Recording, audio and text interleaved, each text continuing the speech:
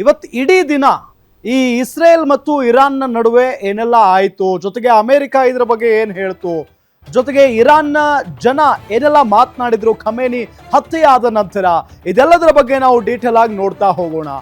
ಮಿಸೈಲ್ಗಳ ಆರ್ಭಟ, ಸಾವು ನೋವು, ರಕ್ತ ಕಣ್ಣೀರು, ಕ್ಷಿಪಣಿಗಳ ಸುರಿಮಳೆ, ಜನವಸತಿ ಕಟ್ಟಡಗಳೇ ಉಡಿಸಾಗಿ ಹೋಗಿದಾವೆ ಇವತ್ತು.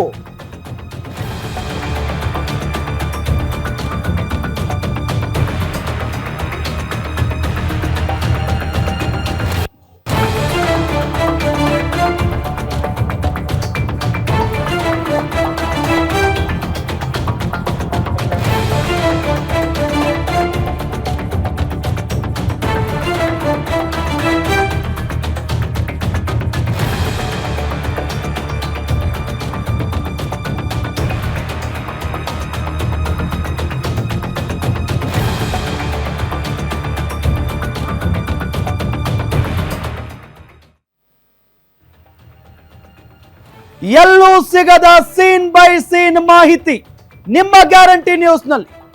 ಮಿಸೈಲ್ಗಳ ಆರ್ಭಟ, ಸಾವು ನೋವು, ರಕ್ತ ಕಣ್ಣೀರು, ಕ್ಷಿಪಣಿಗಳ ಸುರಿಮಳೆ, ಜನವಸತಿ ಕಟ್ಟಡಗಳೇ ಉಡಿಸಾಗಿ ಹೋಗಿದಾವೆ ಇವತ್ತು. ಇರಾನ್ ಮೇಲೆ ಇಸ್ರೇಲ್ ಅಮೆರಿಕಾದಿಂದ ಜಂಟಿ ದಾಳಿಯಾಗಿದೆ.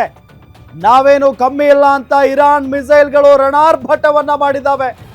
ಖಮೇನಿ ಹತ್ಯೆ ಬೆನ್ನಲ್ಲೇ ಮಧ್ಯಪ್ರಾಚ್ಯದಲ್ಲಿ ದಾಳಿ ಪ್ರತಿ ದಾಳಿ.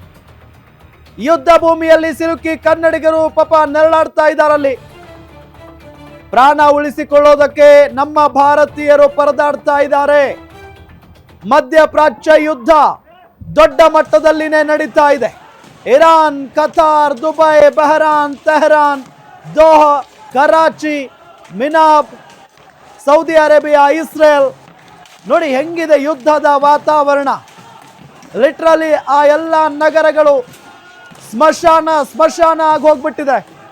ಎಲ್ಲಿ ಬೇಕಲ್ಲಿ, ಎಲ್ಲಿ ನೋಡಿದರಲ್ಲಿ ಬೆಂಕಿ, ಮಿಸೈಲ್ಗಳು ಉಡಿಸ್ ಮಾಡ್ತಾ ಇದ್ದಾವೆ. ದೊಡ್ಡ ದೊಡ್ಡ ಕಟ್ಟಡಗಳು ನೆಲಕ್ಕುರುಳಿದಾವೆ. ಜನರು ಪ್ರಾಣ ಉಳಿಸಿಕೊಳ್ಳೋದಕ್ಕೆ ಓಡಾಡ್ತಾ ಇದ್ದಾರೆ. ಜನರ ಮುಂದೆನೆ ಬಾಂಬ್ಗಳು ಬೀಳ್ತಾ ಇದ್ದಾವೆ. ರಕ್ತ ಕಣ್ಣೀರು, ಲಿಟ್ರಲಿ ಒದ್ದಾಡ್ತಾ ಇದ್ದಾರೆ ಜನ.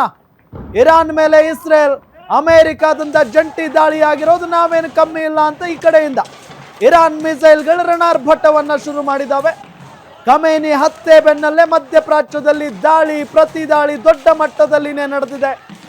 ಯುದ್ಧ ಭೂಮಿಯಲ್ಲಿ ನಮ್ಮ ಕನ್ನಡಿಗರು ಸಿಕ್ಕಾಕೊಂಡಿದ್ದಾರೆ. ಪ್ರಾಣ ಉಳಿಸಿಕೊಳ್ಳೋದಕ್ಕೆ ನಮ್ಮ ಇಡೀ ಭಾರತೀಯರು ಅಲ್ಲಿ ಏನೆಲ್ಲ ಇದಾರೋ ಭಾರತೀಯ ಜನಸಂಖ್ಯೆ ಅವರೆಲ್ಲರೂ ಕೂಡ ಪಾಪ ಪರದಾಡ್ತಾ ಇದ್ದಾರೆ.